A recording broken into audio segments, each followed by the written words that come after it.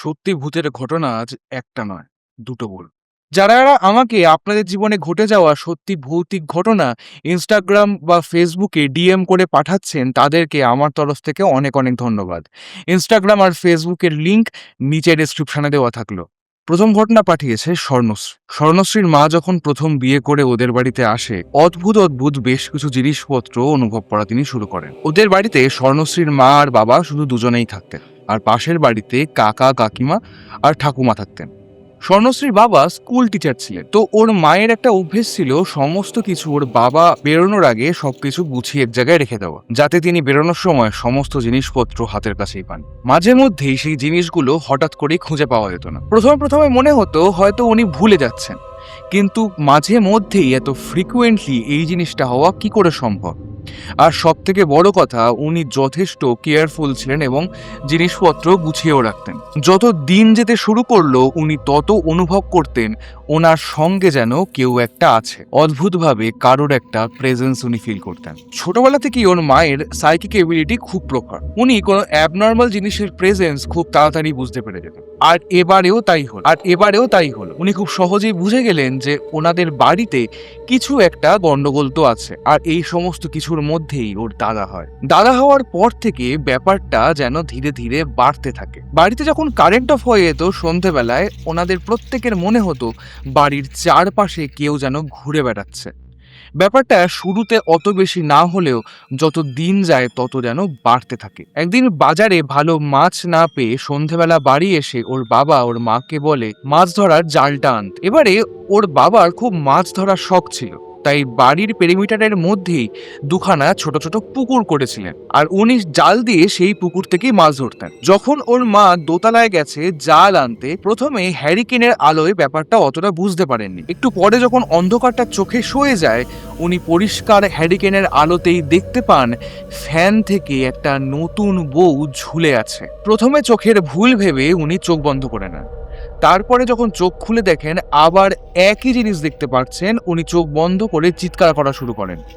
সাথে সাথে কারেন্ট চলে আসে, ওর বাবা ছুটে আসেন এবং যে জিনিসটাকে উনি দেখতে পাচ্ছিলেন সেটাও গায়েব হয়ে যায়। আর ওর বাবা সেই জিনিসটাকে মনের ভুল বলে উড়িয়ে দেন। ওর মাকে ওর বাবা বলে রাত্রিবেলায় ঠাকুমার কাছে থাকতে। যখন স্বর্ণশ্রী ঠাকুমাকে ওর মা গিয়ে সমস্ত কথা বলে, সেই সময় ওর ঠাকুমাও বলে বিয়ের পরে উনিও নাকি সেম টাইপের জিনিসপত্র দেখতেন। তারপরে আসল সত্যিটা জানা যায়। ওনাদের আগে এই বাড়িতে আরো একটা ফ্যামিলি থাকতো, আর সেই ফ্যামিলির কারুর একটা বিয়ের দিন রাত্রিবেলাতেই ওই বাড়িতে যে বউ আসে সেই সুইসাইড করে নেয়, আর তারপরেই ওরা এই জায়গা বিক্রি করে দিয়ে অন্য জায়গায় উঠে যায়। তারপর থেকে এই ধরনের জিনিস ওদের বাড়িতে যারা নতুন বিয়ে করে আসে তারা নাকি দেখতে পায়। স্বর্ণশ্রীর দাদা হওয়ার 1.5 বছর কেটে গেছে। হঠাৎ একদিন দুপুর বেলায় প্রচন্ড কান্নাকাটি শুরু করে দেয়। এত কাঁদছে যে মুখ চোখ লাল হয়ে গেছে, মুখ থেকে ফেনা বেরোতে শুরু করেছে, সারা শরীর গরম হয়ে গেছে। তো ওর মা ভয় পেয়ে ঠাকুমাকে ডেকে এনেছে। ঠাকুমা এসে দেখছে স্বর্ণশ্রীর মা ওকে সমস্ত রকমের যা কিছু পছন্দের খেলনা, গাড়ি, চকলেট, বিস্কুট সমস্ত কিছু দিয়েছে, কিন্তু ওর দাদা সমস্ত কিছু নিয়ে হাতে করে ছুঁড়ে ফেলে দিয়েছে।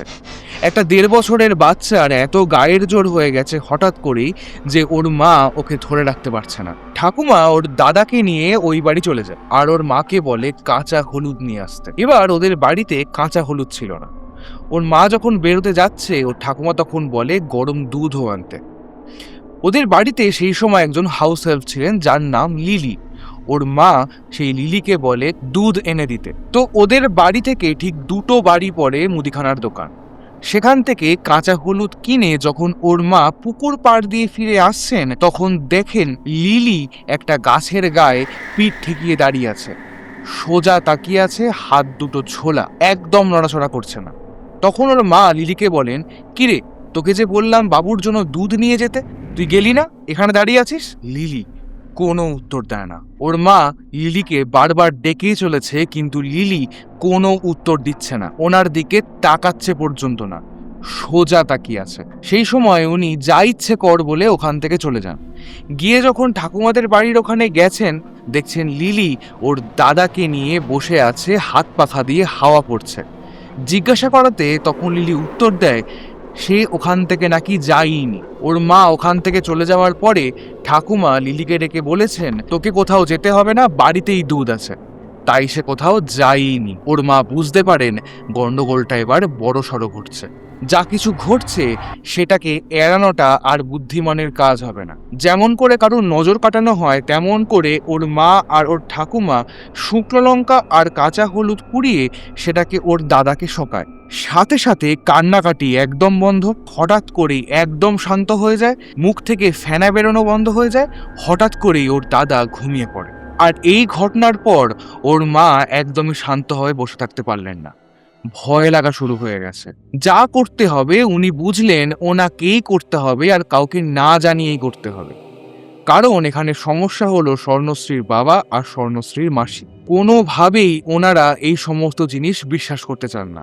যে ঘটনা ঘটেছে তার পরের দিনই ওর মা বাসে করে ওর মামার বাড়ি চলে যায়। স্বর্ণশ্রীর বড় মামাকে গিয়ে সমস্ত কথা বলে, আর তার সাথে আরও একটা অদ্ভুত কথাও তিনি জানান। যখন বাজার থেকে মাছ বা আমিষ ধরনের কিছু কিনে উনি বাড়ি ফিরতেন, একটা অদ্ভুত বাজে বোটকা গন্ধ বেরোতো। তাই ওর ঠাকুমা বলতেন, যখন বাইরে থেকে ঘরে ঢুকবি ঝাঁটার ওপর পা তুলে ঢুক। পুরো ঘটনাটা শোনার পর ওর বড় মামা ওর মাকে বলে, 1 সপ্তাহ পরে আমি তোদের বাড়িতে যাব, তারপর যা হবে দেখা যাবে। স্বর্ণশ্রীর মামার বাড়ির কুলদেবতার পুজো করতেন একজন পুরোহিত। সেই পুরোহিতের বংশ পরম্পরায় সেই কুলদেবতার পুজো হয়ে যাচ্ছে। তার সাথে স্বর্ণশ্রীর মামা নিজে আদ্যাপীঠ থেকে দীক্ষা নিয়েছিলেন।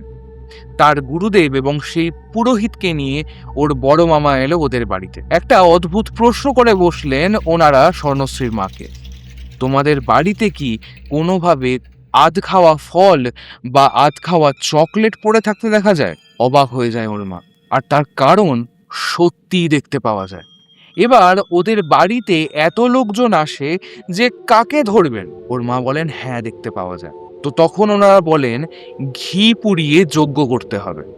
সেই যজ্ঞ করাও হয়। যজ্ঞ করার ঠিক পরে পরে এই ধরনের জিনিসপত্র অদ্ভুতভাবে একটু একটু করে কমতে থাকে। তারপরেও ওনারা কিছু নিয়ম বলে দিয়েছিলেন, যে নিয়মগুলো ওনারা আজও মেনে চলেন। যে সময়কার ঘটনা তখন স্বর্ণশ্রী হয়নি, তা সত্ত্বেও স্বর্ণশ্রীকেও এই নিয়মগুলো মেনে চলতে হয়।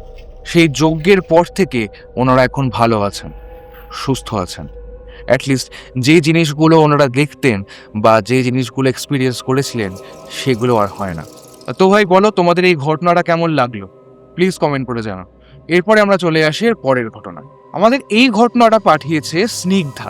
স্নিগ্ধাদের সাথে আরও 2টো ফ্যামিলি মিলে ওরা পুরী ঘুরতে গেছিল। ঘটনাটা আজ থেকে প্রায় 5 বছর আগে। ভোর 4:30টার সময় ওরা যখন পুরীর সেই হোটেলটার সামনে গেছে, দেখছে দরজায় তালা দেওয়া। হোটেলের একজন এসে ওদের দরজার তালা খুলে দেয়। যে মুহূর্তে স্নিগ্ধা ওদের প্রথম পাটা হোটেলের দরজার মধ্যে ফেলেছে, একটা অদ্ভুত অস্বস্তি শুরু হয়ে যায়। আর ওর সাথে ওর যে ননদ গেছিল তারও সেম ফিলিংস হয়। যখন ওরা হোটেলের একদম ভেতরে ঢুকে গেছে, দেখছে হোটেলে কোনো ম্যানেজার নেই।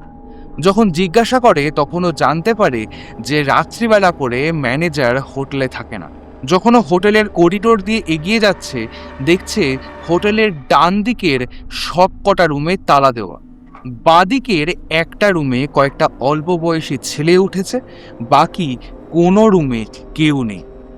এরপর ওরা সিঁড়ি দিয়ে ফার্স্ট ফ্লোরে ওঠে, আর সেখানে ওঠা মাত্রই ওর পুরো গা ভারী হয়ে যায়। ও দেখে সেই ফ্লোরের সব কটা রুমে আবার অ্যাজ ইউজুয়াল তালা ঝুলছে, আর ওদের রুমটা ছিল সেকেন্ড ফ্লোরে। সেকেন্ড ফ্লোরে উঠেও ব্যাপারটা অলমোস্ট সেমই থাকে। বাঁ দিকের সব কটা রুমের দরজায় তালা ঝুলছে। ডান দিকের যে 3টে রুম আছে সেই 3টে রুম ওদের, আর ওদের যে পার্টিকুলারলি ঘরটা ছিল সেই ঘরটা ছিল রাস্তার দিকে মুখ করা। তো ওরা ঘরে ঢুকে নিজেদের মতো ফ্রেশ হয়। ওর যে পিসা আর পিসি ছিল তারা দুজনে নিজেদের ঘরে রান্নার বন্দোবস্ত করে, আর ওর সাথে ওর 2টো মেয়ে ছিল। একজনের বয়স 14 একজনের বয়স 5। ফ্রেশ হওয়ার সময় ও লক্ষ্য করেছিল ওদের ঘরের বাথরুমের যে দরজাটা আছে সেই দরজার যে লকটা সেটা কোনোভাবে লাগছে না। দুপুরবেলা যখন ও বিশ্রাম নিচ্ছে ওর অদ্ভুতভাবে মনে হতে থাকে ওই যে দরজাটা যেটা লক হচ্ছে না তার পিছন থেকে দাঁড়িয়ে কেউ যেন ওদের দিকে তাকিয়ে আছে। সারা দুপুর ও ঘুমোতে পারেনি। বিকেলবেলায় যখন এরা বাইরে আসে দেখে ওই যে অল্প বয়সী ছেলেগুলো হোটেলে উঠেছিল তারাও চলে গেছে। এটা অদ্ভুত ফিলিংস হয় ওর মনের মধ্যে, কারণ ওই পুরো গোটা হোটেলের মধ্যে ওরা ছাড়া আর কেউ নেই, শুধুমাত্র ওদের 3টে ফ্যামিলি ছিল। রাত্রিবেলা ওরা যখন অলমোস্ট ঘুমিয়ে পড়বে ওদের মনে হয় ওদের ঘরের দরজায় কেউ এক টানা নক করে যাচ্ছে। তার সাথে ওদের ঘরে যে কাঁচের জানলা ছিল যেখান থেকে পুরো বাইরেটা দেখা যেত, পরিষ্কার মনে হচ্ছে কেউ যেন ওইখানে দাঁড়িয়ে থেকে ওদের দিকে দেখছে। তার সাথে ওদের ঘরের মধ্যে যে বাথরুম আছে বাথরুম থেকেও একটানা যেন কেউ ওদের দিকে তাকিয়েই আছে। পুরো ঘটনাটা ওর হাজব্যান্ডকে জানায়, কেউ বিশ্বাস করেনি। ও বলেছিল পরের দিনই এই হোটেলটা ছেড়ে দিতে। কেউ ওর কথা বিশ্বাস করেনি, কোনো হোটেল ছাড়া হয়নি, ওরা ওই হোটেলে 3 রাত্রির ছিল। কেউ ওর কথা বিশ্বাস করেনি, কোনো হোটেল ছাড়া হয়নি, ওরা ওই হোটেলের মধ্যে 3 রাত্রি ছিল। প্রত্যেক দিন রাত্রিবেলায় ও পরিষ্কার শুনতে পেত কেউ যেন ওদের ঘরের দরজায় নক করে যাচ্ছে। বিশেষ করে দুপুরবেলায় ও যখন ঘরের মধ্যে একা থাকতো ও তখন কারুর একটা প্রেজেন্স পরিষ্কার বুঝতে পেত। মনে হতো ওর পিছনে কেউ দাঁড়িয়ে আছে, কারুর নিঃশ্বাসের অনুভূতি ও পরিষ্কার বুঝতে পারত। যখন স্নিগ্ধা নিজের ছোট মেয়ের জন্য রান্নাঘরে রান্না করত তখন এই ধরনের ফিলিংসটা ওর আরো বেশি হতো।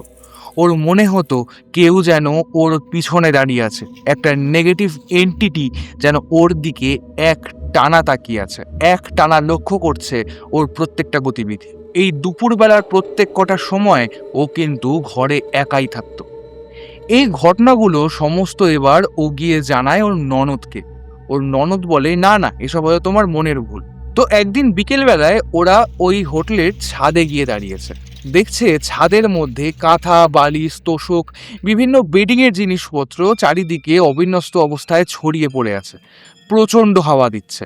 খানিকক্ষণ পরে ওরা নিচে নেমে আসে। সেই রাতে প্রচণ্ড ঝড় বৃষ্টি হয়। সেই ঝড় বৃষ্টির মধ্যেও ওদের মনে হতে থাকে, সেই ঝড় বৃষ্টির মধ্যেও ওর মনে হতে থাকে ওদের যে ব্যালকনি আছে ঘরের সঙ্গে অ্যাটাচড, সেখান থেকে দাঁড়িয়ে কেউ যেন ওর দিকে তাকিয়ে আছে। আর এর পরের দিন জগন্নাথদেবের মন্দিরে ওরা পুজো দেয়, ভাবে এইবার হয়তো স্বস্তি পাওয়া যাবে, এইবার হয়তো সমস্ত কিছু একদম ঠিক। না, সেই দিন রাত্রিবেলাতেও একই জিনিস ঘটতেই থাকে। রাত্রিবেলায় ওদের ঘরে কনস্ট্যান্ট নকিংয়ের আওয়াজ, সেই ব্যালকনি থেকে দাঁড়িয়ে কেউ যেন ওদের দিকে, সেই ব্যালকনি থেকে ওদের দিকে কেউ যেন তাকিয়েই আছে। আর বাথরুম থেকে অদ্ভুত একটা ইরি ফিলিংস এক টানা আসছেই। আর এর পরের দিন ওরা হোটেলের স্টাফদেরকে জিজ্ঞাসা করে এই হোটেলে বাকি রুমগুলোয় আর কেউ কেন উঠছে না। জিজ্ঞাসা করার পর অদ্ভুতভাবে হোটেলের সমস্ত স্টাফ চুপ করেছিল। ওরা কেউ কোনো উত্তর দেয়নি। এমনটা তো বলতেই পারতো যে বুকিং আসেনি বা লোকজন কম, পরে হয়তো লোকজন আসবে বা অন্য সময় ওঠে। এরকম কোনো উত্তর দেয়নি, সবাই চুপ করেছিল। আর এরপরে ওদের ফেরার পালা। যখন ও ব্যাগ গোছাচ্ছে নিজের ঘরে তখন এই নিঃশ্বাসের যে আওয়াজটা সেটা যেন হঠাৎ করেই ভীষণ স্পষ্ট হয়ে যায়। ও পরিষ্কার বুঝতে পারে ওর ঘরের মধ্যে দাঁড়িয়ে আছে অন্য কেউ একজন, যার নিঃশ্বাসের আওয়াজটা ও স্পষ্ট বুঝতে পারছে। ও চিৎকার করে ঘর থেকে বেরিয়ে আসে আর ওই ঘরেও ঢোকেই। ওর যে হাজব্যান্ড সে সমস্ত লাগেজ নিজের মতো করে গুছিয়ে বাইরে আন। যখন কলকাতায় ওরা ফিরে এসেছে তখন যে এজেন্সির সাথে কথা বলে ওই হোটেল বুক করেছিল ওরা, সেই এজেন্সিকে গিয়ে ওরা ধরে, বলে এরকম হোটেল ওদেরকে কেন দেওয়া হলো। সেই এজেন্সি থেকে ওদের উত্তর দেওয়া হয় যে ওই হোটেলে এইরকম কোনো রেপুটেশন নেই, এইরকম কোনো রিভিউ ওরা আগে নাকি শোনেইনি। আর এই ঘটনার কিছুদিন পরে ওরা আবার পুরীতে যায়। মোটামুটি একটা রেপুটেড হোটেলেই ওরা ছিল। সেখানে গিয়ে ওরা খোঁজ খবর নেয় যে ওই হোটেলে যেখানে এই সমস্ত জিনিসপত্র ঘটেছিল সেখানে কোনো রকম বাজে রেপুটেশন আছে কিনা। ওই যে পার্টিকুলারলি হোটেলটার কথা হচ্ছে তার আশেপাশের সমস্ত দোকানদারকে গিয়ে জিজ্ঞাসা করা হয় যে এই রকম তারা কিছু জানে কিনা। তারা সবাই উপেক্ষা করে যায়, নয় তারা কোনো উত্তর দেয় না। কিন্তু যে হোটেলে ওরা এইবার উঠেছিল সেই হোটেলের একজন মেড ছিল, তাকে ওরা জিজ্ঞাসা করে। সে উত্তর দেয় ওই হোটেলে আগে একটা কাপেল উঠেছিল, সেই কাপেলের মধ্যে প্রচণ্ড ঝগড়াঝাটি অশান্তি হয়, তারপরে ওরা দুজনেই ওই হোটেলের মধ্যেই করে। আর তারপর থেকেই ওই হোটেলটার এমন অবস্থা। যখন ওরা পুরীতে পরেও গেছে, দেখেছে ওই হোটেলটা আগের মতো স্বাভাবিকভাবেই চলছে, কিন্তু এরপরে যতবার ওরা পুরীতে গেছে ওই হোটেলটায় কোনোদিন ওরা ওঠেনি। এই ঘটনার বেশ কিছুদিন পরে যখন আবার এই জিনিসটা নিয়ে ওদের মধ্যে আলোচনা হয়, তখন ওর যে ননদ ওদের সঙ্গে গেছিল সেবারে ঘুরতে, সে জানায় সে নিজেও এক্সপিরিয়েন্স করেছে, সেও বুঝতে পেরেছে ওই হোটেলের মধ্যে কিছু একটা গন্ডগোল আছে। শুধুমাত্র সেই সময় ওরা ভয় পাবে বা কোনো রকম অসুবিধা হতে পারে এই ভেবে সে কিছু বলেনি। তো ভাই তোমরা বলো তোমাদের কেমন লাগলো এই পরপর দুটো ঘটনা, প্লিজ কমেন্ট করে জানাও। আর নেক্সট ঘটনা খুব তাড়াতাড়ি আসছে।